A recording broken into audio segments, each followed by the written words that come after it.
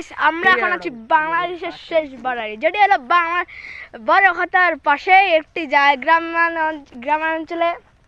এই তো সামনে বর্ডার দেখা যাচ্ছে, আর আমাদের পিছনে আছে 100 বছরের পুরাতন একটি মসজিদ। যে মসজিদটার ভিতরে আমরা ঢুকতে চাইলাম, কিন্তু ঢুকতে পারবো না, কারণ এটা অনেক পুরাতন একটি মসজিদ। আমরা এখন মসজিদটা একটু পরিদর্শন করবো। আর তার সামনে আছে একটি পুকুর, যে পুকুরটা নাকি প্রায় 400 বছর পুরাতন। এই পুকুরটাতে নাকি আলাগোনা থেকে শুরু করে সব কিছুই থাকে। আমরা এখন যাব। এর সামনে অনেকগুলো মাঠ আছে, আর একটা আছে আমাদের চারপাশে রয়েছে অনেক রকমের পশু পাখি, যেমন গরু, হ্যান ত্যান ইত্যাদি।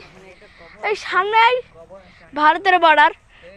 আমরা ভারতের বর্ডারে যেতে চাইলাম,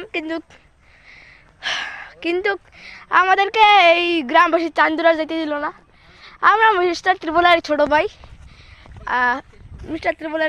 আমাদেরকে যাইতে দেওয়া নেই, সেই জন্য আমরা এখানেই আছি। সেই জন্য আমাদের কাছে গেলে নাকি ভারতের চান্দুরা আমাদের স্নাইপারদের শুট করে দেবে। আপনারা যারা ভারতের মধ্যে থেকে দেখতেছেন, তারা অবশ্যই ভিডিওতে একটি করে লাইক করে দেবেন, আর যারা বাংলাদেশ থেকে দেখতেছেন তারা একটি করে লাইক করে দেবেন। আসসালামু আলাইকুম, ইনশাআল্লাহ আবার দেখা হবে।